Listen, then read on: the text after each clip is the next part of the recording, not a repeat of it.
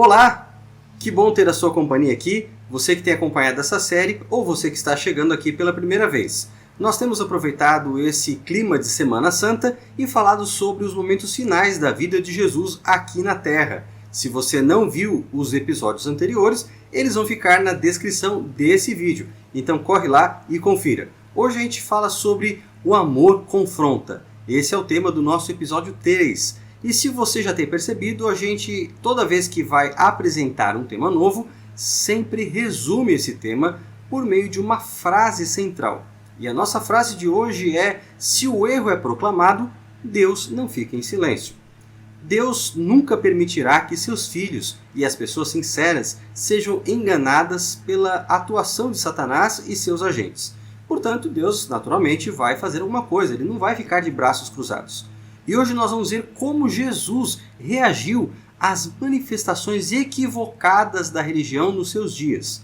A gente vai acompanhar isso estudando um dos capítulos do Evangelho de Mateus. Você já deve ter percebido que é nesse Evangelho que nós temos centrado a mensagem de cada tema. E é importante que a gente estude o Evangelho e veja o que realmente ele está dizendo. Você sabe que ao longo da história da religião, grosso modo, nós podemos dividir as manifestações extremas entre liberais e conservadores. Os liberais são mais progressistas, eles querem acompanhar a cultura, eles querem fazer justamente aquilo que todo mundo está fazendo. Eles não veem problemas em mudanças, em pensamentos novos, em mudar as bases da sua própria religião. E isso é verdade no cristianismo de hoje, e era verdade também na época de Jesus, quando nós tínhamos ali os saduceus, líderes religiosos extremamente influenciados pelo pensamento greco-romano. Esses líderes, por exemplo, dominavam o santuário, mas eles não acreditavam em anjos, não acreditavam em milagres, rejeitavam muitos livros do Antigo Testamento, ficando aí basicamente com a Torá. É curioso porque essa tendência ela é muito forte nos dias que nós estamos vivendo. E, é claro, a gente percebe a existência de muitos cristãos liberais. Há mais ou menos aí uns 2, 3 anos nós tivemos uma polêmica envolvendo o pastor batista Ed René Kivitz. Ele proclamou em um dos sermões que estava fazendo sobre as cartas de Paulo que a Bíblia precisava ser atualizada. Tem vídeo aqui no canal falando um pouquinho sobre essa polêmica, eu respondi isso na época e muita gente também reagiu e o assunto ganhou notoriedade. Kivitz foi finalmente nesse ano expulso da Ordem dos Pastores Batistas do Brasil, o que não altera muito o fato dele continuar presidindo a congregação onde ele já ministrava antes. Ele apenas deixa de fazer parte dessa ordem de pastores que o ouviu, ponderou algumas coisas, também fez algumas sugestões e no final desses diálogos percebeu que não havia como mantê-lo dentro dessa mesma ordem por divergir das características que ela possui. O exemplo dele é notório porque nós temos muitos líderes cristãos hoje que são extremamente liberais. E curiosamente alguns influencers e até mesmo pastores adventistas apoiaram Kivitz na época, porque defendem tendências muito parecidas com a dele. E de alguma maneira também acreditam que a Bíblia tenha que ser atualizada. E aí há várias confusões terminológicas e eu não vou entrar aqui nesse assunto porque eu já respondi isso na época no vídeo, como eu mencionei, vai ficar também o link para que você possa assistir. Fato é que na época de Jesus não haviam apenas liberais, haviam também os conservadores, pessoas que se apegavam a tradições humanas. Veja, a tradição não é um problema, desde que seja uma tradição apoiada na Bíblia. O problema é quando os seres humanos, com seus costumes, com as suas culturas, começam a construir tradições, muitas das vezes bem intencionados, mas tradições que afrontam, que desafiam, que substituem, claro, os princípios da Bíblia. E na época de Jesus, o exemplo mais notório desse tipo de tendência eram os fariseus, que por sinal são até mais conhecidos do que os próprios saduceus.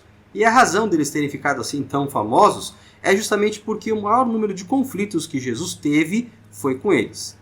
Isso chama atenção pelo fato de que Jesus estava mais alinhado com a perspectiva dos fariseus, embora com muitos pontos discordantes, do que em relação aos seus antagonistas saduceus. E por que Jesus então confronta muito mais os fariseus, que estavam teologicamente próximos a ele? Por uma razão muito simples. Talvez o motivo principal fosse a questão da motivação. Ambos concordavam em muitos pontos do que deveria ser feito, mas não no porquê deveria ser feito.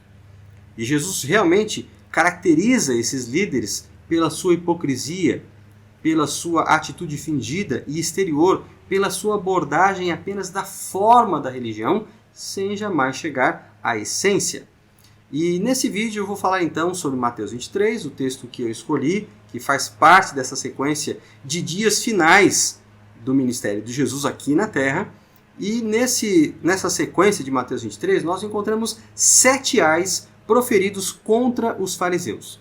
Ais eram pronunciamentos de justiça, de punição, quase como uma maldição no sentido popular, contra alguma pessoa ou coisa.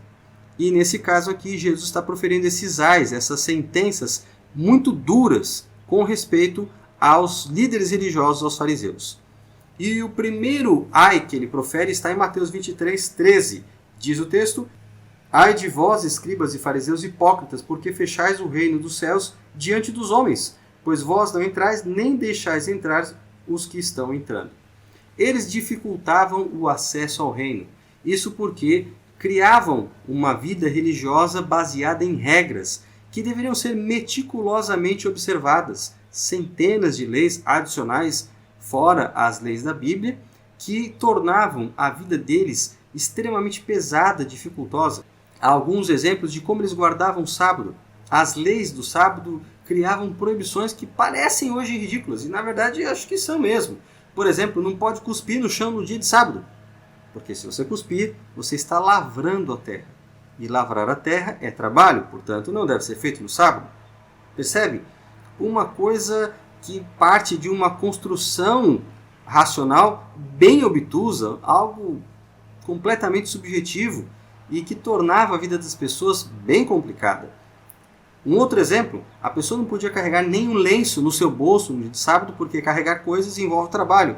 Mas, e aí vem o twist da questão, se o lenço for costurado à sua roupa, ele faz parte da roupa, então não tem problema de levar. Parece que eles criavam as regras e eles mesmos criavam as exceções, o que mostra o fardo, o absurdo. O segundo ai proferido aqui está no verso 15, diz assim: Ai de vós, escribas e fariseus hipócritas, porque rodeais o mar e a terra para fazer um prosélito, e uma vez feito, o tornais filho do inferno 2 vezes mais do que vós. Eles fazem discípulos, mas que são ainda mais contrários ao reino de Deus. Veja que a Bíblia fala dos tementes a Deus, que eram pessoas que eram simpatizantes ao judaísmo, mas o prosélito é o convertido. E essas pessoas convertidas se tornavam ainda mais radicais que seus mestres e mais antagônicos à pregação do verdadeiro evangelho. Verso 16, o terceiro ai: Ai de vós, guias cegos, que dizeis: quem jurar pelo santuário, isso é nada, mas se alguém jurar pelo ouro do santuário, fica obrigado pelo que jurou. E dos versos seguintes, Jesus vai desenvolvendo essa ideia, mostrando que eles tinham uma perspectiva diferente da do reino. Eles valorizavam coisas que para Deus não são importantes, enquanto acabavam ignorando coisas que Deus sim considera muito importantes. O verso 23: Ai de vós, escribas e fariseus hipócritas, porque dais o dízimo da hortelã, do endro e do cominho, e tendes negligenciado os preceitos mais importantes da lei, a justiça, a misericórdia e a fé. Devíeis, porém, fazer estas coisas sem omitir aquelas. Perceba, eles haviam se aplicado a seguir minuciosamente as regras exteriores, ignorando, portanto, porém, a ética do reino de Deus. E é curioso porque Jesus menciona o dízimo aqui, talvez seja o único texto claramente falando do dízimo em todo o Novo Testamento. E Jesus não é contrário ao dízimo, não. Jesus está dizendo que eles eram muito criteriosos ao separar o seu dízimo, mesmo das ervas menores, enquanto olvidavam os princípios da lei. Jesus afirma, portanto, que eles deviam fazer estas coisas, ou seja, continuar devolvendo o dízimo, sendo criteriosos no aspecto da mordomia, mas sem omitir a justiça, a misericórdia, a fé, que são essenciais. Uma coisa não substitui a outra. Você prefere almoçar ou jantar? Ora, o almoço é uma coisa e o jantar é outra. Eu prefiro fazer as 2 refeições. Uma coisa tem o seu lugar e a outra o seu lugar respectivo.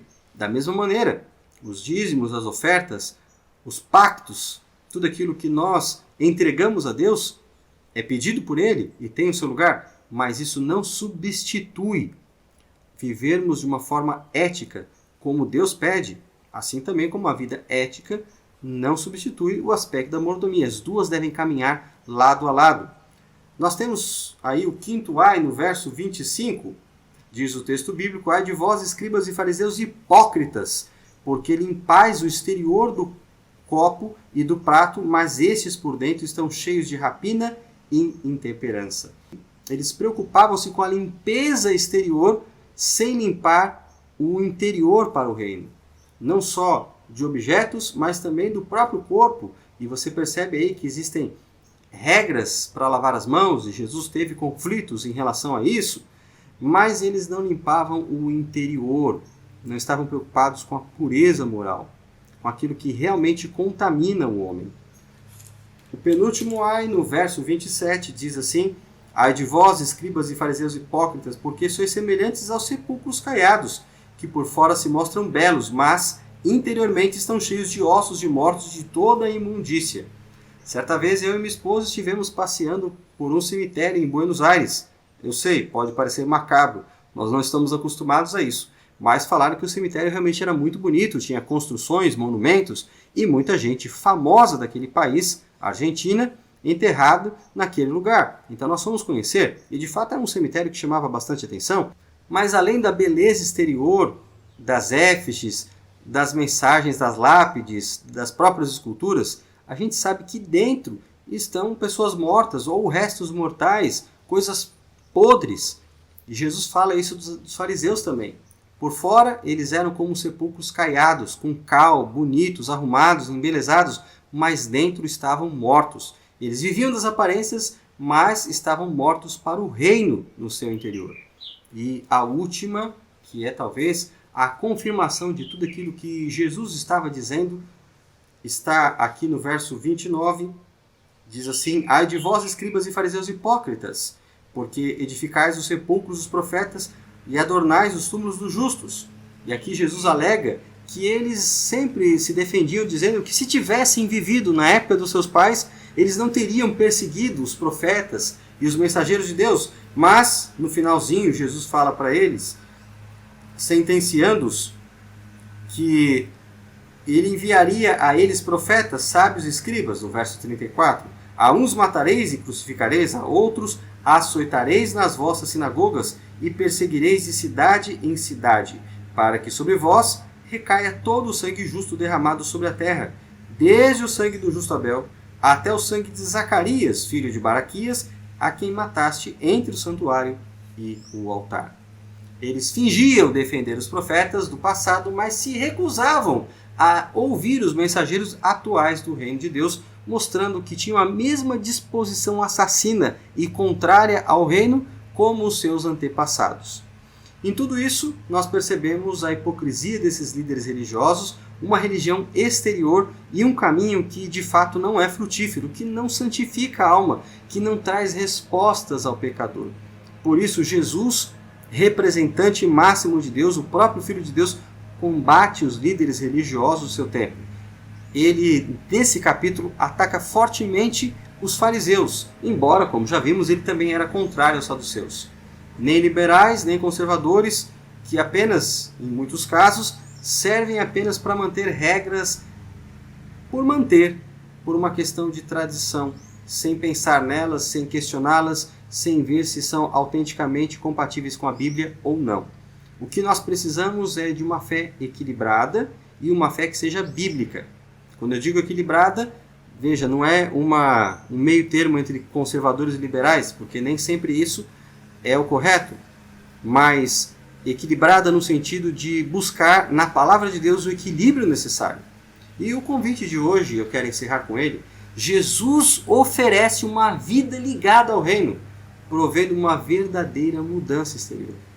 Eu gosto muito de uma frase de Chesterton, um escritor católico. Tem muita coisa que eu não gosto em Chesterton. Tem gente que é fã, mas eu particularmente não vejo tanta graça nos seus escritos. Mas tem frases interessantes, e uma delas diz assim: o amigo de um homem gosta dele e o aceita do jeito que ele é. Mas a mulher desse homem o ama e quer mudá-lo. Deus o ama. Deus é o único que o conhece como você realmente é. Ele sabe o que você pensa, ele sabe os seus segredos, ele sabe de toda a sua vida. E eu sei que poucas pessoas continuariam amando você e seriam seus amigos se soubessem quem você realmente é. Eu vi uma frase, outra frase, dessa vez não de Chesterton, mas uma frase numa rede social que eu achei muito interessante. Alguém dizia o seguinte: não fique chateado com aquilo que os outros estão dizendo a seu respeito, porque na verdade você é muito pior do que eles estão dizendo. E é verdade, se as pessoas vissem quem nós somos, dificilmente nos aceitariam. Mas Deus nos vê como somos. Ele não só nos aceita, não só nos ama, como também tem o desejo de nos transformar, porque sabe que não é saudável nos deixar como somos. Ele nos ama e quer nos transformar. O amor confronta. O amor muitas vezes tem que ser muito assertivo para trazer mudanças, para ocasionar um amadurecimento. É isso que Deus quer operar na sua vida. Que Deus o abençoe. Não deixe de acompanhar os temas dessa semana. Amanhã temos mais um tema especial. Deus abençoe você.